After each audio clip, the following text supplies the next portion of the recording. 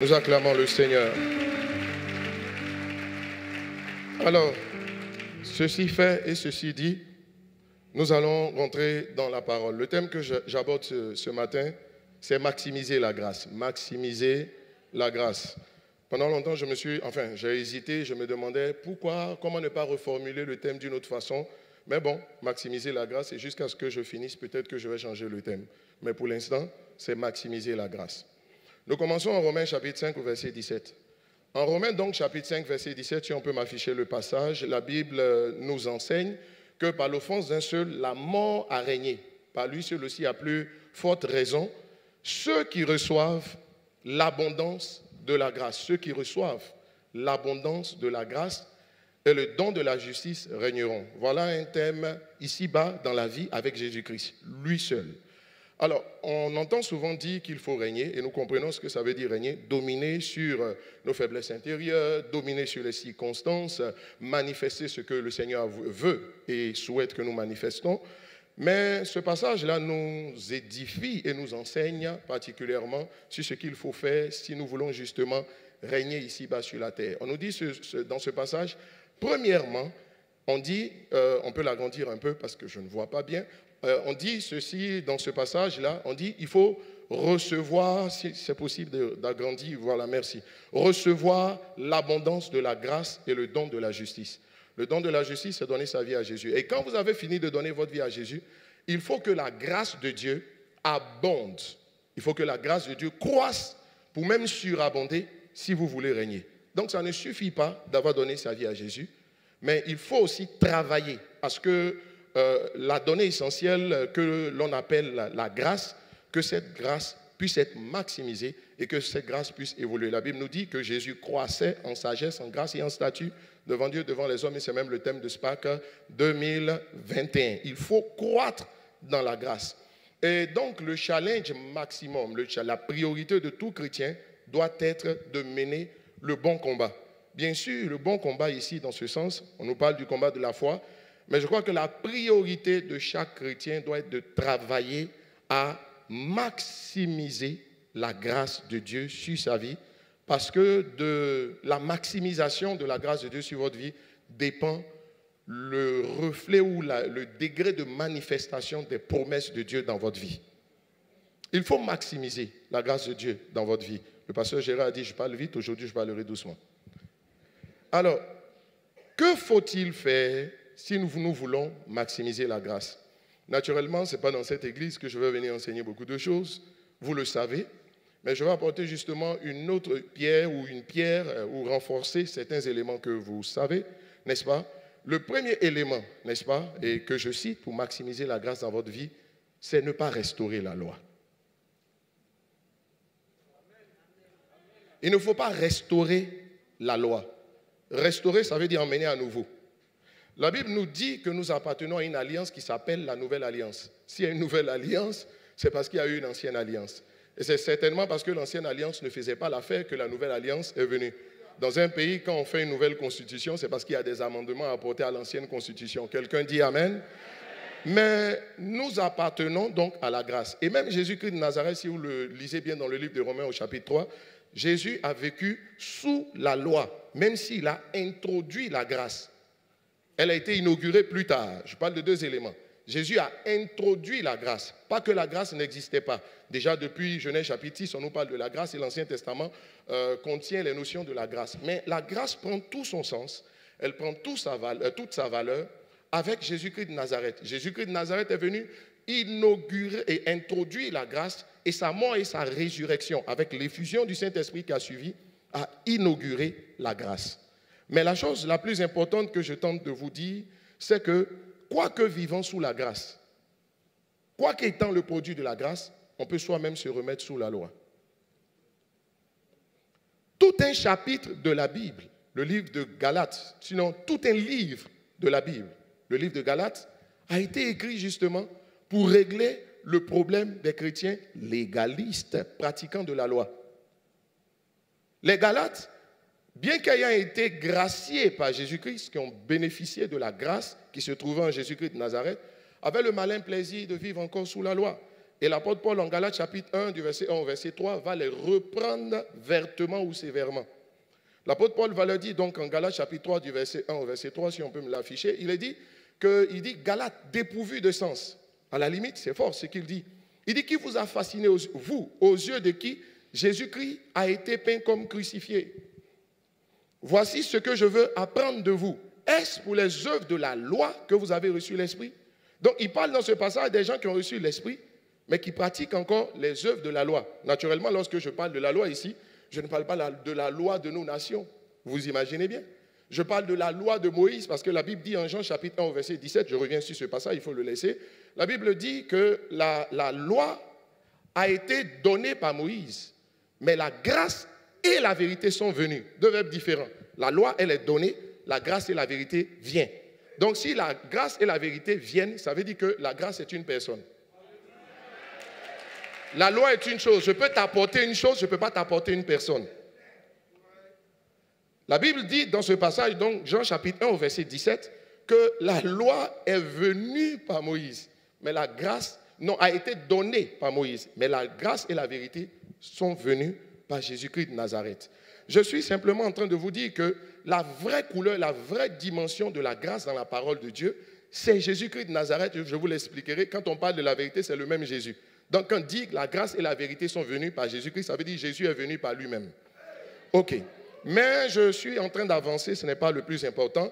Je veux dire simplement qu'on peut être chrétien, né de nouveau, avoir été racheté par Christ et par son sang précieux à la croix, et vivre, se mettre soi-même sous la loi.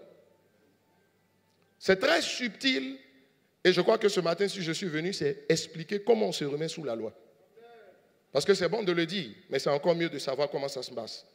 Une chose assez importante, c'est que je viens vous dire aussi que tout chrétien qui est désireux de marcher dans la victoire doit s'assurer d'une chose.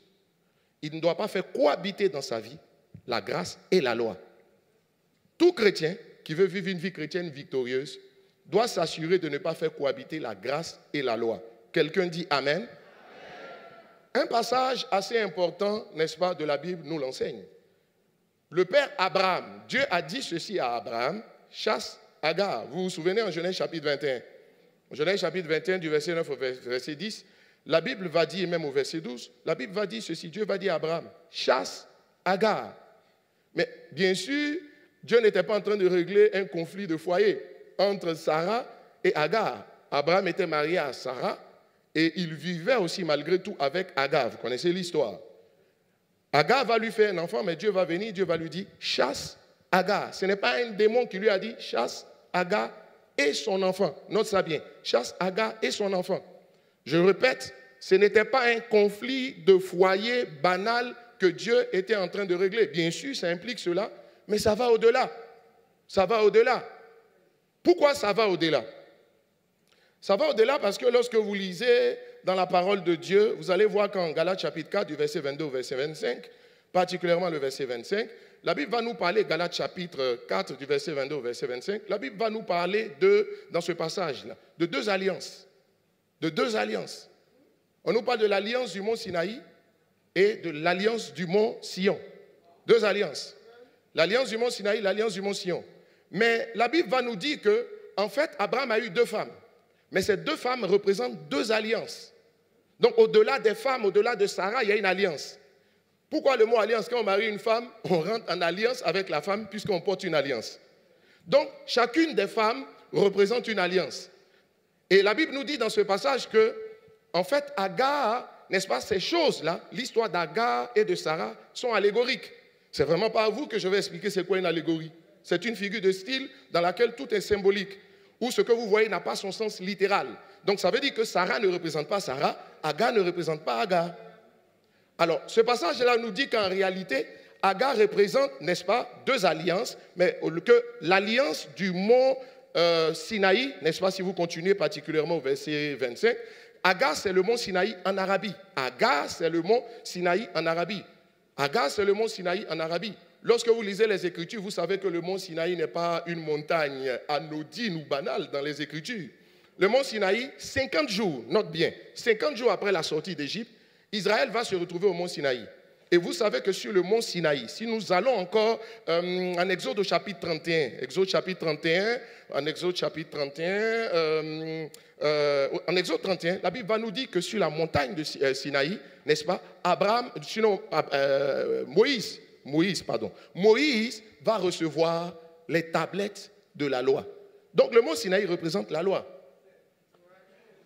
Quand Dieu dit à Abraham, chasse Agar, il est en train de dire, délaisse-toi, se délester, délaisse-toi de la loi, sépare-toi de la loi, ne pratique pas la loi, ne marche pas par la loi. Il est en train de lui dire, tu ne peux pas garder les deux femmes. La première femme, Sarah, c'est la nouvelle alliance, l'alliance de la grâce. La deuxième femme, Sarah, c'est l'alliance, du moins Agar, c'est l'alliance de la loi. Il dit, tu ne peux pas garder les deux femmes. Il faut que tu chasses une. Tu ne peux pas garder, faire cohabiter la grâce et la loi. Il faille que tu fasses un choix. Choisis la grâce ou choisis la loi. Mais tu ne peux pas à la fois marcher avec la grâce et la loi. Et je pense que jusqu'à aujourd'hui encore, au risque de ne pas parler vite, jusqu'à aujourd'hui encore, le problème est d'actualité. Je peux vous assurer, vous ne vous rendez pas compte, je ne me rends pas compte, mais c'est très subtil de se remettre sous la loi. Permettez que je donne encore quelques éléments qui vont nous aider à bien comprendre. Lorsqu'on parle de la loi, naturellement, n'est-ce pas, il y a tout un chapitre où j'aurais voulu expliquer. En Marc chapitre, quand on parle de la loi, allons-y avec la loi. Allons-y avec la loi. Lorsqu'on part avec la loi, en Marc chapitre 10, la Bible nous enseigne quelque chose de très intéressant. Affichez le passage, il n'y en a pas 10. Marc chapitre 10, du verset 17 au verset 23. Dans ce passage, nous voyons un homme riche, on nous dit qu'il est jeune. Cet homme riche vient rencontrer Jésus. Et cet homme riche va lui dire ceci à Jésus. Il va lui dire, que dois-je faire? Je vous fais une précision. Cet homme riche qui est venu trouver Jésus a prétendu avoir appliqué toute la loi. Je dis prétendu parce que ce n'est pas vrai. Et Jésus va lui montrer pourquoi ce n'est pas vrai. Mais laissons ça. Il a prétendu avoir appliqué toute la loi. Mais regardez la question qu'il pose à Jésus. Que dois-je faire? Est-ce qu'on peut souligner le mot faire ou le mettre en majuscule? Que dois-je faire? Que dois-je faire? Ce jeune qui a appliqué toute la loi dit que dois-je faire? Ça veut dire que dans sa tête, c'est clair. La marche avec Dieu, ce sont les œuvres. Parce que faire rapporte aux œuvres. Quand on parle de la loi, il est question des œuvres. Quand on parle de la loi, il est question des œuvres, mais ce n'est pas fini. Après, Jésus va lui dire, ok, tu as la mentalité, parce que la loi, c'est une mentalité. C'est une façon d'approcher la vie, c'est une façon de réfléchir. Tu as la mentalité des œuvres. Jésus va lui dire, va, vends tout ce que tu as et donne-le aux pauvres. Jésus n'a jamais posé cette question à aucune personne dans les Écritures. Il n'a jamais adressé une telle requête à personne dans les Écritures. Il dit, va, vends tout ce que tu as, donne-le aux pauvres. Naturellement, Jésus ne voulait pas le rendre pauvre. Mais si Jésus lui pose cette question, c'est à dessein. Jésus lui dit, parce que si on parle de la loi et que ce monsieur croit aux œuvres, ce monsieur sait qu'il a dû mériter sa richesse. Donc, qu'est-ce qu'il doit faire? Pourquoi les pauvres qui n'ont pas mérité sa richesse, il doit leur donner sa richesse? Il ne prend même pas le temps de répondre à Jésus. Jésus lui pose la question, il tourne le dos, il s'en va. Oh, monsieur, un peu de politesse. Il tourne le dos, il s'en va. Mais parce que dans son esprit, les adeptes de la loi, tout doit se mériter. Ces pauvres-là, qu'est-ce qu'ils ont fait pour mériter son argent? Il n'a pas volé. Il a dû mériter son argent par le travail assidu. Il a dû bosser dur, souquer ferme pour avoir son argent. Mais pourquoi des gens qui n'ont pas mérité son argent doivent avoir son argent? Il tourne le dos, il s'en va. Donc la loi, c'est simple, ce sont les œuvres, c'est le mérite. Vous le savez. Et quand on parle de mérite, ce sont les gens qui pensent qu'ils peuvent acheter les grâces ou les bénédictions du Seigneur par certaines choses même que Dieu recommande. Ces personnes peuvent faire de très longues prières et ces personnes sont persuadées que parce qu'ils font de longues prières, elles font de longues prières, Dieu doit les bénir. Ces personnes peuvent être très zélées dans l'œuvre du Seigneur, donner beaucoup, se sanctifier particulièrement parce que pour elles, on n'obtient rien de Dieu, on n'obtient rien pour rien. Ce n'est pas que le faire est mauvais. Prier de longues heures est mauvais. Aucun pasteur ne peut demander à quelqu'un de ne pas prier longtemps. Ce n'est pas que semer et servir le Seigneur est mauvais. Mais en fait, vous pouvez faire de bonnes choses avec de mauvaises motivations. Et dès l'instant où vous le faites, en fait, le faire, c'est l'amour que nous sommes conscients que Dieu a pour nous qui nous amène à le faire. Mais on ne le fait pas pour que Dieu nous aime. Mais c'est parce que Dieu nous aime qu'on le fait. Le problème des adeptes de la loi, vous pouvez les voir, vous pouvez les acclamer, mais eux seuls connaissent le cœur. Le cœur de l'homme est tortueux par-dessus tout. Ils peuvent manifester une gentillesse, mais hors norme à votre endroit, juste dans le but de vous impressionner. Nous voyons beaucoup autour de nous des gens qui peuvent faire du bien aux autres parce qu'ils veulent les acheter, parce qu'en leur faisant du bien, ils avaient une pensée en tête. Tout ça, c'est avoir l'esprit de la loi. Et un chrétien digne de ce nom, qui a envie de plaire au Seigneur, qui a envie de maximiser les grâces de Dieu dans sa vie, doit se garder de ces choses. Quelqu'un dit Amen. Quelqu'un dit encore Amen. Je veux gagner du temps, mes chers amis. Permettez quand même que je vous explique que Dieu dit à Abraham, et il nous dit aussi, parce qu'Abraham c'est notre père. Ce qui est valable pour le père est valable pour les fils. Nous sommes par la foi en Jésus-Christ de Nazareth, fils d'Abraham.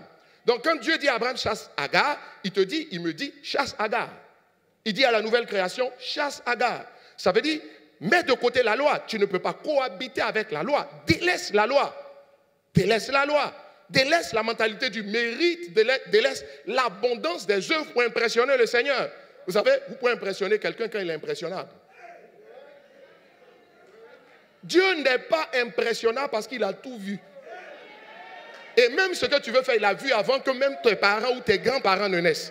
Dieu n'est pas impressionnable parce qu'en fait, c'est lui l'impressionnable. Mais il ne peut pas être impressionné parce que c'est lui qui impressionne. Quelqu'un peut-il dire Amen? Quelqu'un peut-il dire Amen? Dis à quelqu'un, chasse Agar. Bon, regarde de l'autre côté, fais-le doucement, dis-lui, chasse Agar. Bon, tu peux le faire un peu plus fort, pourvu que... Bon, tu comprends. Chasse Agar. S'il vous plaît, chasse Agar. Chasse Agar. Vous savez, je vous disais, tu ne peux pas rester avec les deux femmes. Soit tu restes avec la grâce, soit tu restes avec la loi. Mais dans le fond, le choix, il n'y a même pas de choix. Je te dis, choisis, mais il n'y a pas le choix. C'est comme Dieu qui dit, je mets devant toi la vie et la mort. Choisis la vie afin que tu vives. Il est en train de te dire qu'en fait, je te dis de choisir, mais il n'y a pas de choix à faire. Parce que le choix est tout trouvé.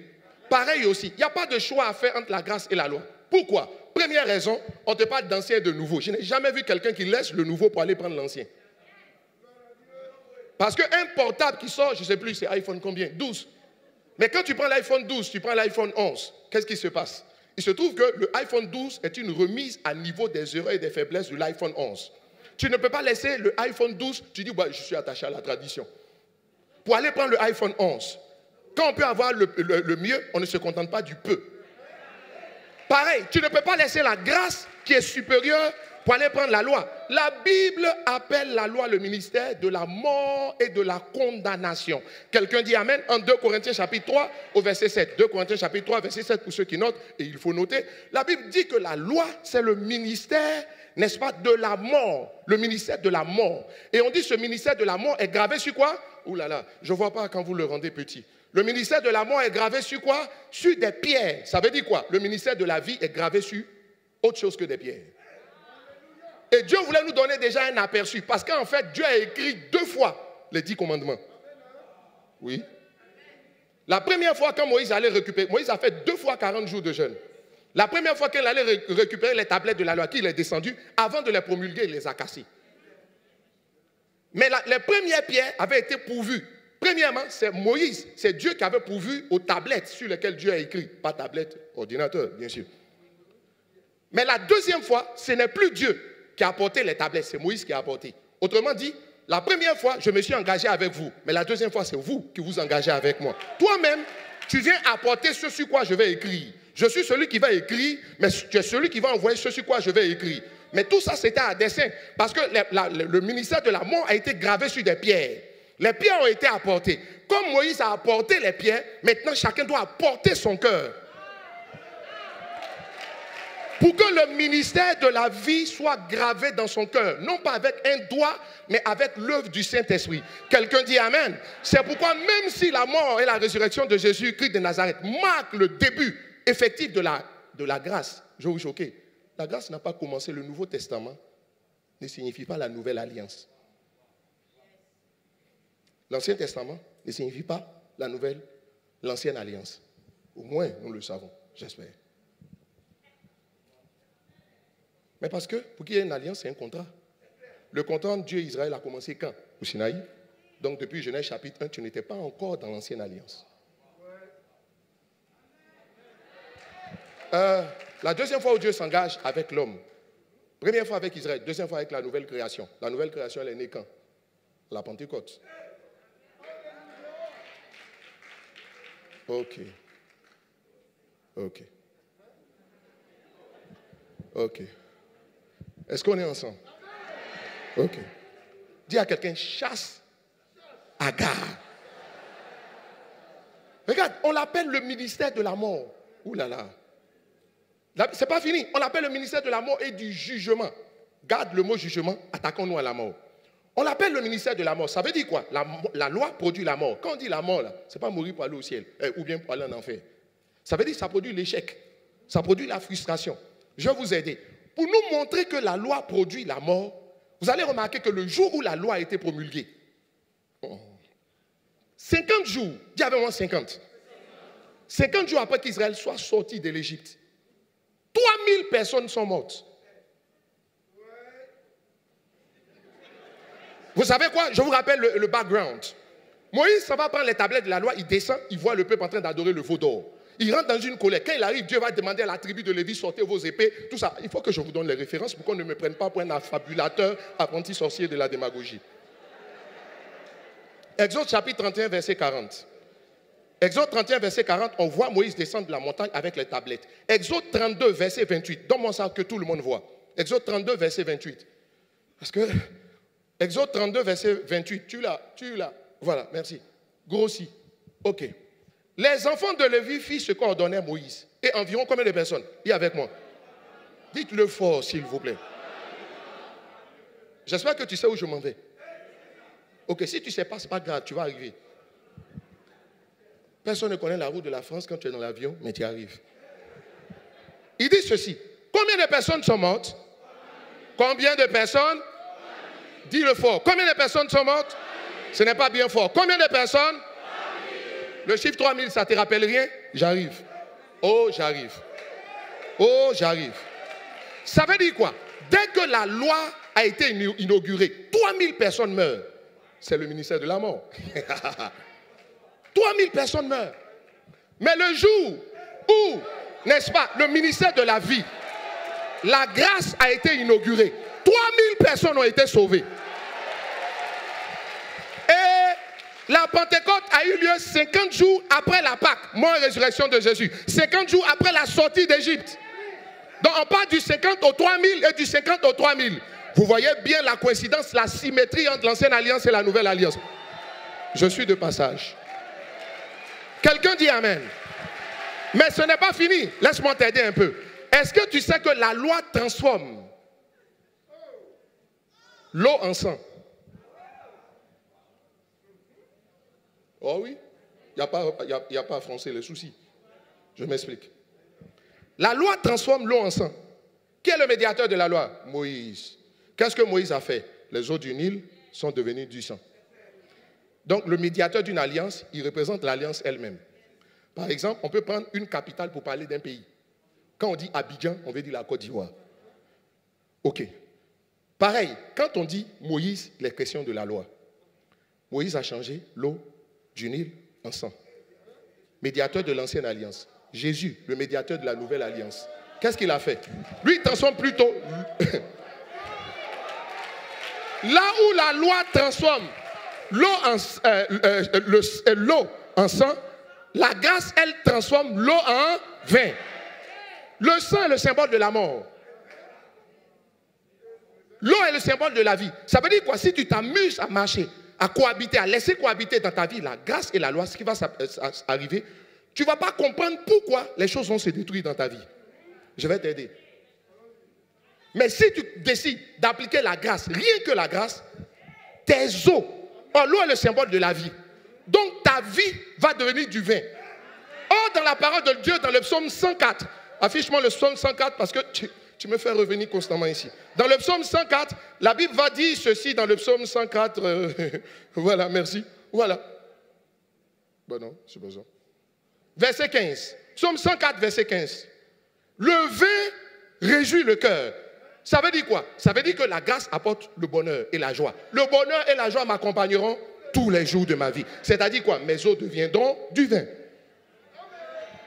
Quand je décide de marcher par la grâce. Et il dit ceci, ça est fait plus que l'huile resplendit son visage. Il y a une gloire qui est manifestée dans la vie de ceux qui ne fonctionnent que par la grâce. La grâce, rien que la grâce. Il ne compte sur rien d'autre que la grâce. Pas le mérite, pas les œuvres. La grâce, rien que la grâce. Je croyais que quelqu'un allait dire amen. Je vais faire comme quelqu'un dit amen que j'avance. Tu choisis quoi? Laissez-moi vous expliquer pourquoi tous ceux qui fonctionnent par la loi, ils ne se rendent pas compte, mais les choses se détruisent. Les adeptes des œuvres et du mérite. Allons en Colossiens chapitre 2, versets 14 à 15. Ah là là aussi. Colossiens chapitre 2, versets 14 à 15. Wonderful. Je suis obligé de me mettre sur le côté parce que là, ce n'est pas bon pour moi. Il a effacé, suis bien. Il a fait quoi? Lisons ensemble. 1, 2, 3. Quoi? Quoi? Quoi? Dans les... Oh, je n'ai pas étudié la loi. Quand on parle d'acte, quand on parle d'ordonnance, il s'agit de quoi? De la loi. Donc l'acte dont les ordonnances, c'est la loi.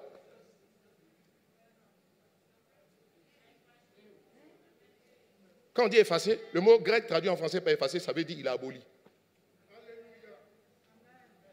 Ça veut dire il a déchiré. Il a rendu caduc, obsolète. Ça veut dire que, on dit Christ a rendu caduc, il a aboli la loi.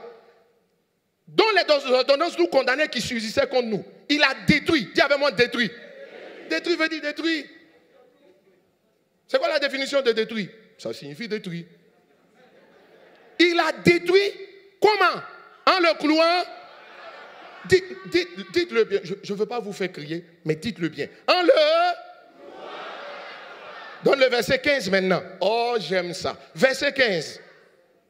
Oula, verset 15. Bon, il a cloué le verset 15. Donne-moi le verset 15, pardon. Ok, dis avec moi, ok. Il a fait quoi?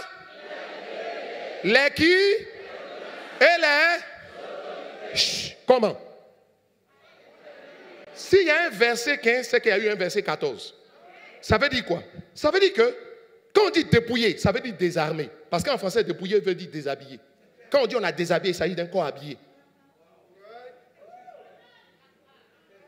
Ça veut dire que Christ a désarmé le diable et sa cohorte de démons. De quelle façon? De quelle façon? Dis avec moi désarmé. De quelle façon? En abolissant la loi. Ça veut dire que les démons n'ont pas de pouvoir. En fait, les œuvres des démons est pratiquement réduites à néant quand tu ne marches pas selon la loi. Mais le jour où tu restaures la loi, tu réarmes le diable. Tu ne comprends pas pourquoi tes affaires se détruisent. Pose-toi une question. N'as-tu pas réarmé le diable? C'est comme quelqu'un qui était déshabillé, tu le rhabilles. C'est la loi qui l'a habillé. Pourquoi? Parce que la Bible dit, les guillons, enfin, la puissance du péché, la puissance du péché, c'est la mort. N'est-ce pas? Et les guillons de la mort, non. La puissance du diable vient de la loi. Et les guillons de la mort, c'est quoi? C'est le péché. Autrement dit, c'est parce que la loi existe que le diable est fort.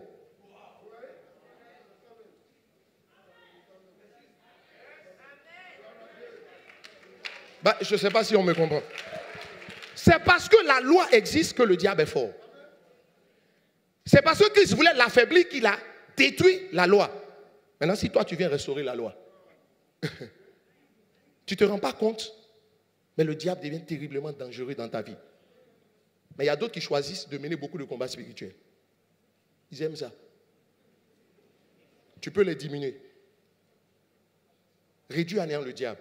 De quelle façon? Il se dépouille en abolissant la loi. Il se dépouille quand on prend le choix de chasser Agar. Quand il y a une difficulté dans ma vie, je me pose une question. Quel est l'état? Puisque la loi est une mentalité. C'est une façon d'abrocher la vie. Qu'est-ce qui n'a pas marché à l'intérieur de moi? Pourquoi j'ai l'impression que le diable est devenu si fort dans ma vie? Ce n'est pas parce que je prie moins. Parce que d'ailleurs, quand tu dors, qu'est-ce qui se passe? S'il fallait prier à tout moment pour que Dieu veille sur toi, quand tu dors, tu fais quoi? Moi, je peux dormir parce que lui ne dort ni ne sommeille. Ça ne veut pas dire que je ne prie pas.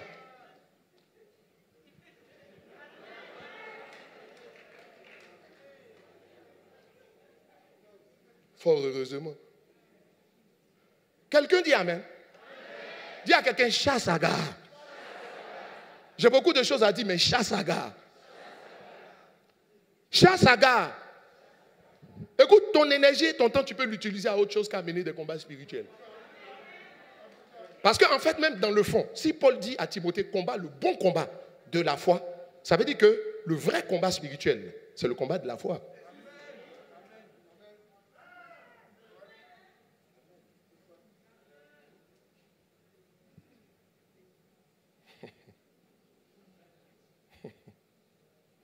Quelqu'un dit Amen. Amen.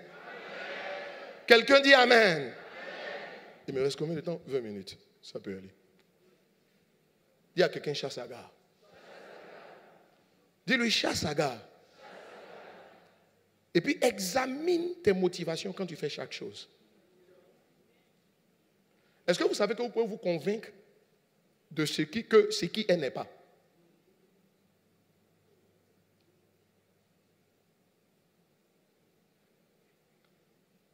Comment est-ce qu'on restaure la loi?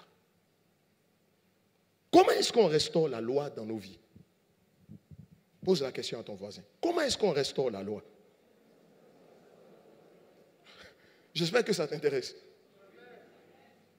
C'est même pour ça que je suis venu. En fait, c'est maintenant mon message commence. Comment est-ce qu'on restaure la loi?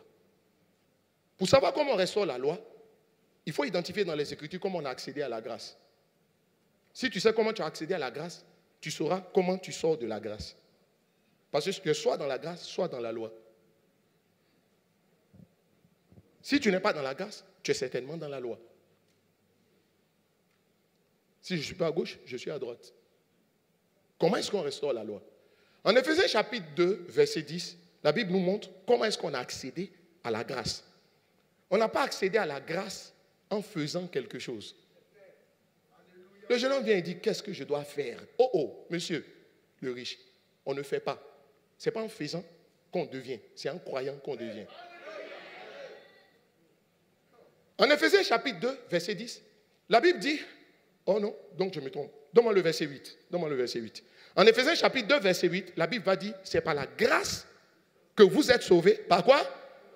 C'est par la grâce que vous êtes et par le moyen de la question. Comment on accède à la grâce? Par la foi. Or, qui parle de foi parle de croyance et de conviction. Autrement dit, on accède à la grâce par nos convictions, on accède à la grâce par nos croyances. Donc, on sort de la grâce et on se balance dans la loi par nos convictions et nos croyances.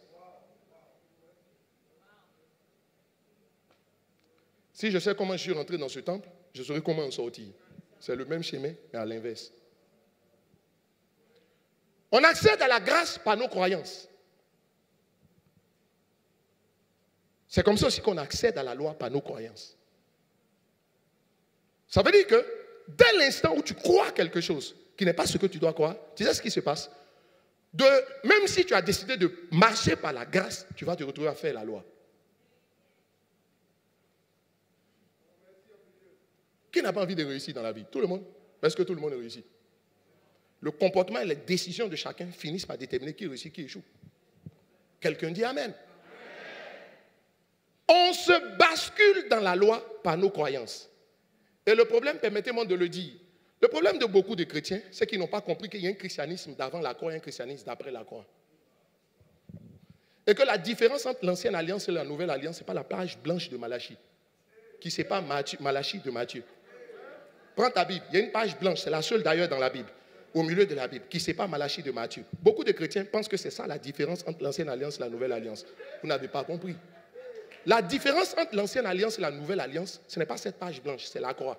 Ça veut dire que la croix a marqué une ligne de démarcation entre le christianisme d'avant la croix et le christianisme d'après la croix. Ça veut dire que, pour quelqu'un qui comprend ce que je dis, il y a beaucoup de choses que Dieu a annoncées dans l'ancienne alliance, mais qui sont devenues caduques quand on crée une nouvelle alliance, quand on crée une nouvelle constitution, il y a des dispositions de l'ancienne constitution qui sont abrogées. On ne reconduit pas toute la constitution, sinon ce n'est pas une nouvelle république. Bon, laisse ça. Quelqu'un dit Amen. Quelqu'un dit Amen. Dis à ton voisin, fais attention à tes croyances. Prends garde à tes croyances. Parce que c'est tes croyances qui vont t'amener dans la loi. Lesquelles? Quelles croyances? De quelles croyances il faut se méfier? Bon, il y a beaucoup de choses à dire. À cause du temps, je trie.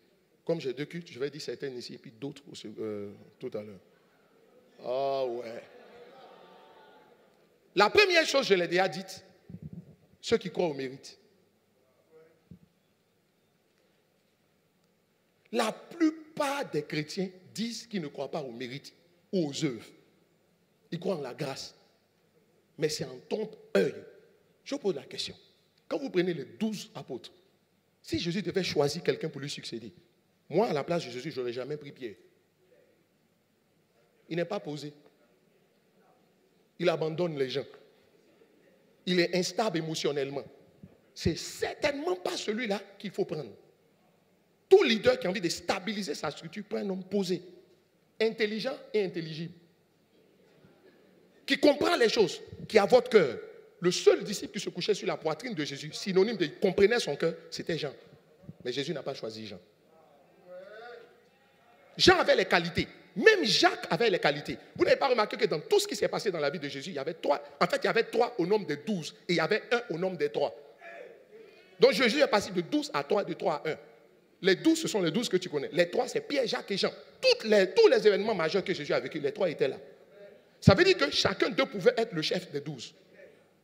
Mais parmi les 3, le mieux équipé, écoutez-moi, Jacques était l'un des plus sachants et l'un des plus posés. Parce que aussi, quand vous étudiez le livre de Jacques, il a fallu qu'on en arrive là, la première fois où il y a eu la conférence de Jérusalem, qui est à l'origine des premiers écrits des apôtres. C'est Jacques. C'est Jacques. Il avait la tête et la sagesse pour pouvoir faire certaines choses. Mais c'est Pierre qu'on a choisi. Où est le mérite? Or, si toi, tu veux choisir quelqu'un, tu vas regarder parmi ceux que tu as. Qui est le plus compétent? Ou bien qui ressemble à ce que je veux lui donner? Tu sais quoi? Ça veut dire que même quand tu dis que tu n'en vas prier, ta prière là, ça va tomber sur celui que tes yeux ont vu.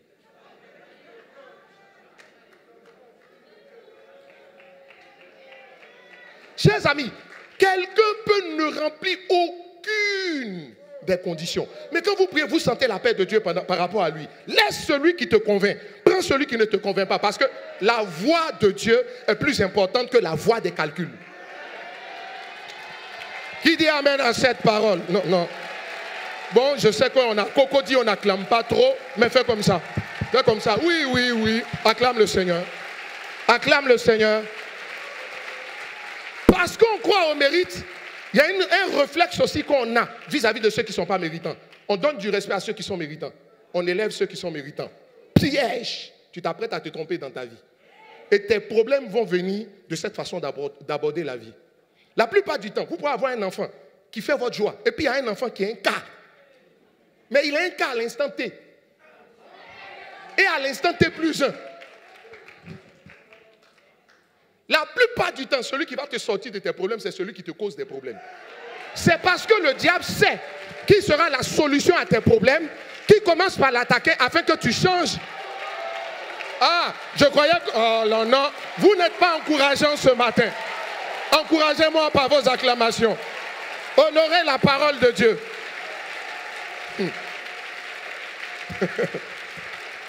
Alléluia. Alléluia. La Bible n'a-t-elle pas dit que des prostituées vont te dévancer dans le royaume des cieux? Ok, elles ne vont pas rentrer dans le royaume en prostituée. Elles vont se convertir au dernier moment. La loi du mérite fait que quand quelqu'un commence par vous présenter quelque chose que vous n'aimez pas, chut. Quand Jéricho, il a fallu qu'on libère Jéricho. Qui a hébergé les espions? Une juste, une dominante. Une femme de sa haute position et aux valeurs intrinsèquement reconnues. Non. une prostituée. Quand Jésus voulait gagner tout un village de Samaritains.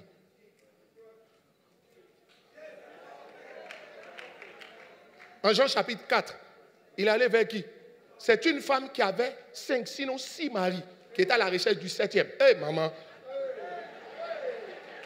C'est elle qui l'a choisi. Ça vous dit rien? Ça vous dit rien? C'est comme ça qu'on se bascule dans la loi. On cherche les méritants, on cherche ceux qui remplissent les standards que tu établis. Mais qu'est-ce que tu dis? Le Seigneur arrive et puis il regarde Gédéon. Il dit, va un héros. Au moment où il disait, Gédéon regarde à gauche, à droite. Il se sert peureux.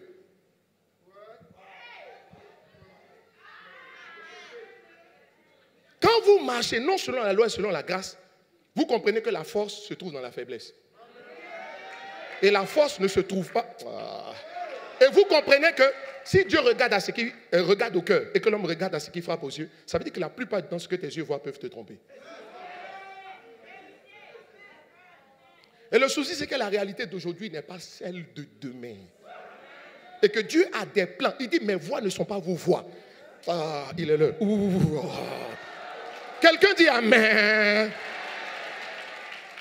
Est-ce que tu crois au mérite? Si, je te réponds pour toi.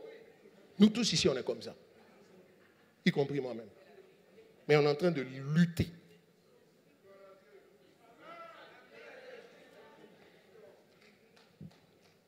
Regarde. La plupart du temps, quelqu'un n'arrêtera jamais quelque chose qui marche. La plupart du temps, quand on arrête de faire une chose, c'est parce qu'elle ne marche plus. Une fois, j'étais parti avec un homme de Dieu à un mariage, un homme de Dieu que tu connais. Je ne citerai pas son nom. Quand on est parti dans ce pays-là, c'était au Ghana, le voyage a été chaotique. Et c'est moi, à cause d'un de mes amis, du mariage d'un de mes amis qui s'est retrouvé là-bas. Mais chaotique de chez chaotique.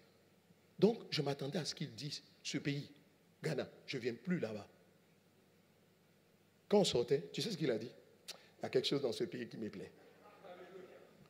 Aujourd'hui, on est en train de marcher avec le bishop d'Arc. On n'a pas compris, mais ce n'est pas grave. Ce n'était pas donné pour que tout le monde comprenne. Ça veut dire que quand tu rencontres une personne et puis vos premiers rapports sont bizarres, mais pose-toi la bonne question. Mais pourquoi, avant même que ça ne commence, ça n'a pas commencé?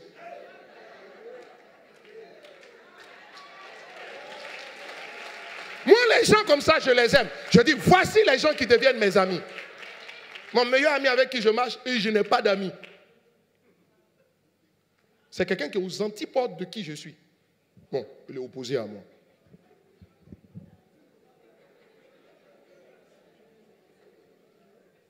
Oh, chacun aime les gens. Si tu le vois, tu as dit, mais comment le pasteur Charles a dit, peut devenir l'ami de celui-là. Mais j'ai rarement vu quelqu'un avec qui je me suis édifié comme lui. Il a tout pour me repousser. Et nos premiers rapports m'avaient tellement pas plu. Je n'aime pas les gens qui parlent beaucoup. Je n'aime pas les gens qui... Il y a beaucoup de choses à faire. Jésus revient bientôt, frère Bosson là. Tu n'as rien à faire. Mais vraiment, nos premières rencontres étaient chaotiques. J'ai le défaut aussi d'être direct. Je lui ai dit, je ne te trouve pas intéressant. Donc, je ne suis pas sûr qu'on va se revoir. Aujourd'hui, c'est rare qu'il fasse quelque chose sans m'appeler, et moi pareil. Il ne méritait pas d'être mon ami. Il n'a pas les standards. Mais en fait, j'ai compris que quand Dieu doit vous associer, il donne quelqu'un qui a les qualités de vos défauts. Quelqu'un dit Amen. Quelqu'un dit Amen. Dis à ton voisin, ne restaure pas la loi. Ne crois pas au mérite. Laissez-moi vous dire un deuxième type de croyance. Oh, je suis malheureux, je n'irai pas. Bon, je ne suis pas heureux. Dites-moi, je peux pousser un peu au goût? Good. Donc, s'il y a un souci, vous endossez. Super. Il y a un deuxième type de croyance. Laissez-moi vous aider. C'est la mauvaise conscience associée au péché passé. Je vous ai dit, oh, je vous ai dit. Il Dis avec moi, ok. Dis avec moi, la mauvaise conscience associée au péché passé. Est-ce qu'il t'est déjà arrivé d'être là et puis d'avoir mauvaise conscience quant à certaines choses que tu as faites dans le passé? Lève la main. Lève la main. Je te pose une question. Tu as demandé pardon au Seigneur pour ça? Lève bien la main et puis dis oui. Donc tu es anti-biblique. Oh pardon, je reformule. Ton attitude est en contraste avec la parole. Je t'explique. Dis avec moi, la mauvaise conscience. Vous savez, quand je suis là, je suis trop à l'aise, quoi. Oh Jésus, tu m'as libéré. Je ne peux pas aller me mettre sous un joug. Je suis un homme libre. Dis à ton voisin, je suis un homme libre. Mais est-ce que vous savez que cette attitude, c'est une attitude d'homme qui n'est pas libre? Je vous ai dit. Beaucoup de chrétiens n'ont pas compris que le pardon de l'Ancien Testament n'est pas le même que le pardon du Nouveau Testament. Et que quand vous lisez la Bible, il y a deux mots différents qui sont utilisés. Dans l'Ancien Testament, on parle d'expiation. Dans le Nouveau Testament, avant de mourir, la veille au soir, Jésus va faire quelque chose. Il va introduire un nouveau type de pardon qui n'a pas existé jusqu'à ce jour. Enfin, jusqu'au jour où il était en train de mourir, qui s'apprêtait à instituer la Sainte Seine.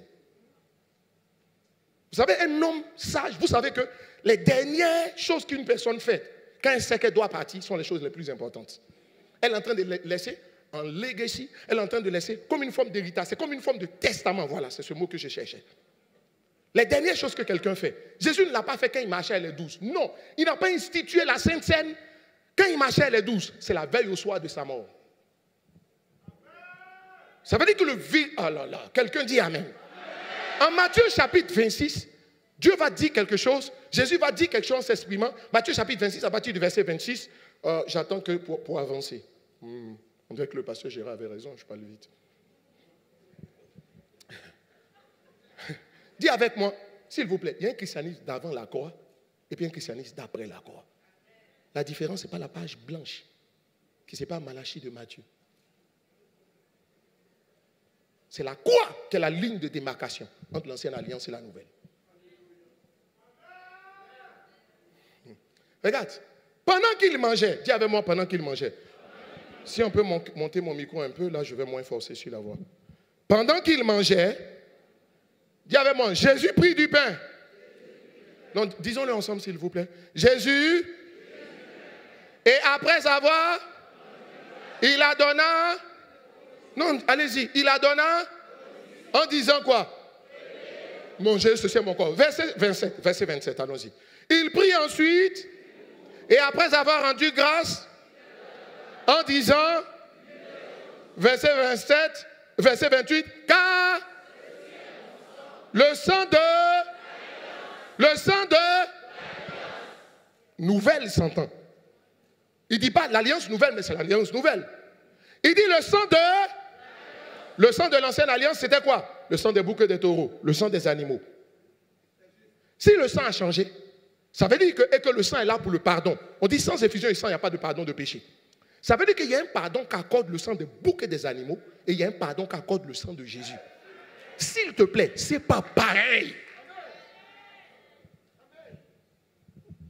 Le sang des boucs et des animaux fait l'expiation. On le prend, on le répand, vous le connaissez.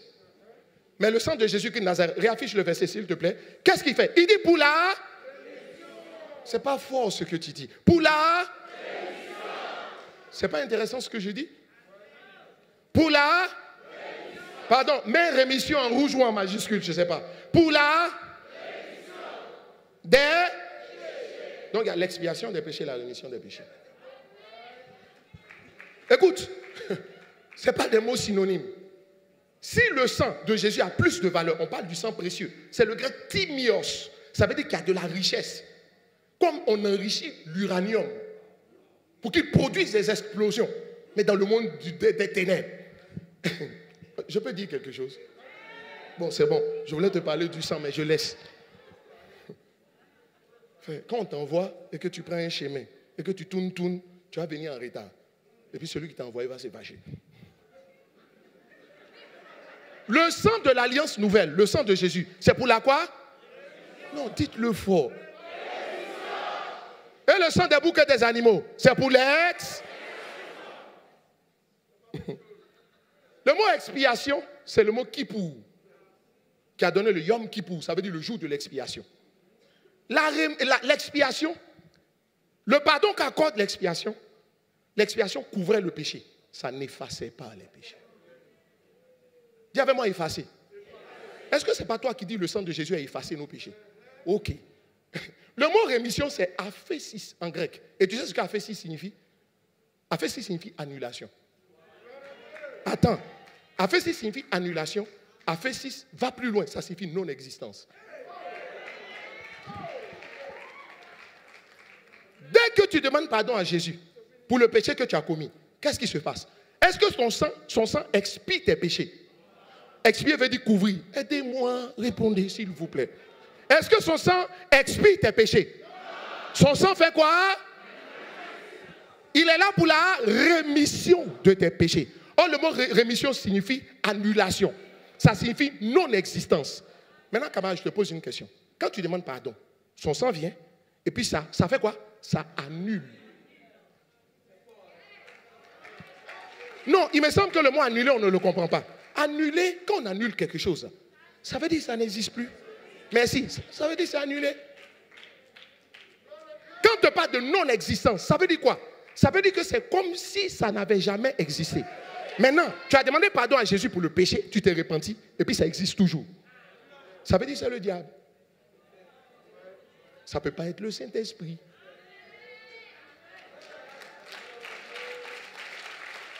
Bon, acclame bien, ce n'est pas interdit de bien acclamer. Tu peux le faire.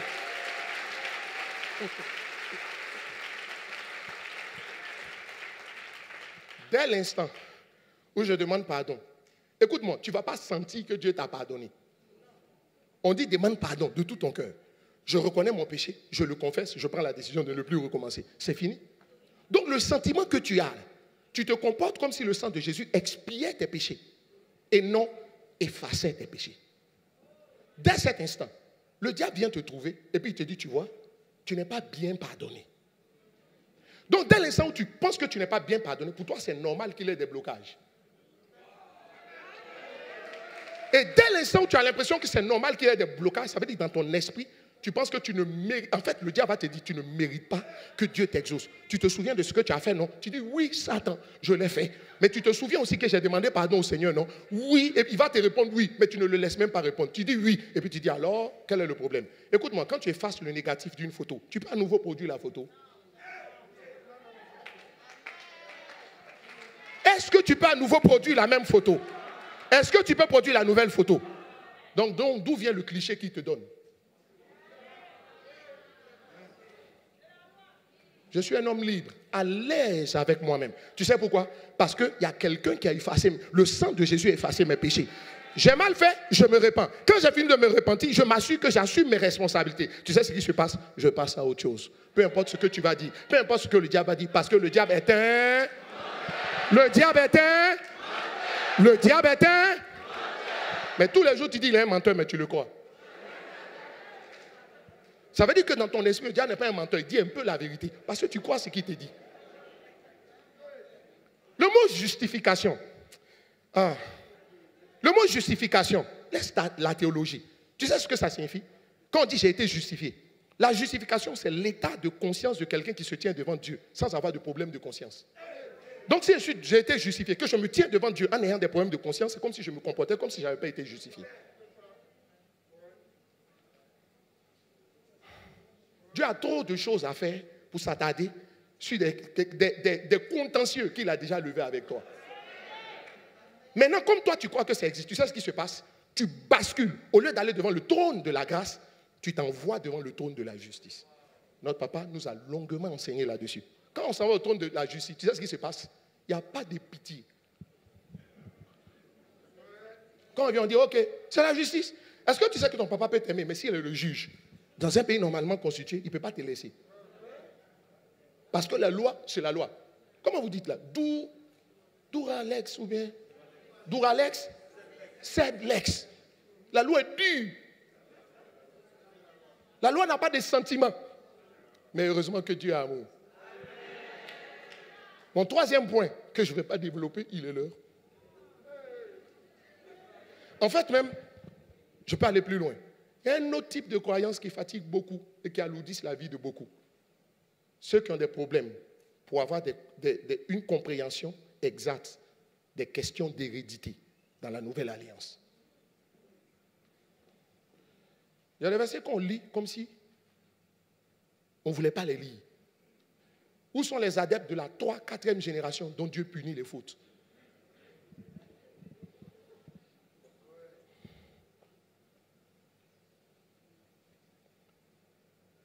Est-ce que vous savez que même toute malédiction a une date de péremption? Je n'ai pas le temps. Sinon, j'allais t'expliquer. Est-ce que vous savez que l'âge de l'alliance n'est pas arrivé par accident chez Obed-Édom? Non. Dieu est trop précis pour que les choses se passent comme ça. Tu sais ce que signifie le nom Obed-Édom? Obed qui habite Édom. Donc Obed l'Édomite. Tu sais ce que Dieu avait dit sur les Édomites? Quand une malédiction est tombée sur eux. Je laisse ça.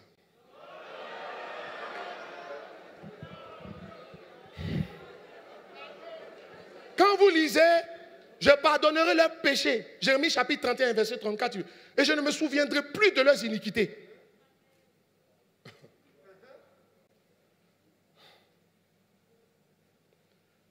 Beaucoup de chrétiens font comme si Dieu est rancunier. C'est pour t'aider qu'on n'a pas dit, on dit Dieu est lumière, donc tout ce qui est noir, il n'est pas dedans. Et puis on dit Dieu est amour. Ça veut dire, l'amour, là, ce n'est pas une qualité de Dieu, c'est sa nature. Ça fait une différence. Ça veut dire, quoi qu'il arrive, Dieu ne peut pas s'arrêter d'aimer. C'est pourquoi, je n'ai pas le temps, je vais expliquer au prochain culte, que celui qui applique l'amour de la justice, sans l'amour, est quelqu'un qui n'a pas la pensée du Seigneur. Est-ce que vous remarquez que, avant le châtiment que le pécheur devait connaître, Christ l'a fait tomber sur nous. Il a laissé. En fait, on fait grâce. Quand on fait grâce à quelqu'un, ça veut dire que le jugement a été prononcé. Si Dieu était amour parce qu'il a amour, il devait tout laisser. Le jugement n'allait pas être prononcé. Il laisse le jugement être prononcé et puis il intervient ensuite. La grâce présidentielle n'intervient pas avant le travail du juge. Bon, on va s'arrêter ici, c'est bon.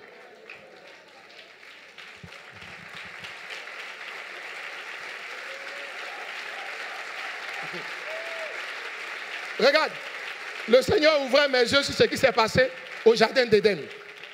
Quand Adam et Ève ont péché, la justice a crié, je demande réparation. Dieu dit, sortez du jardin.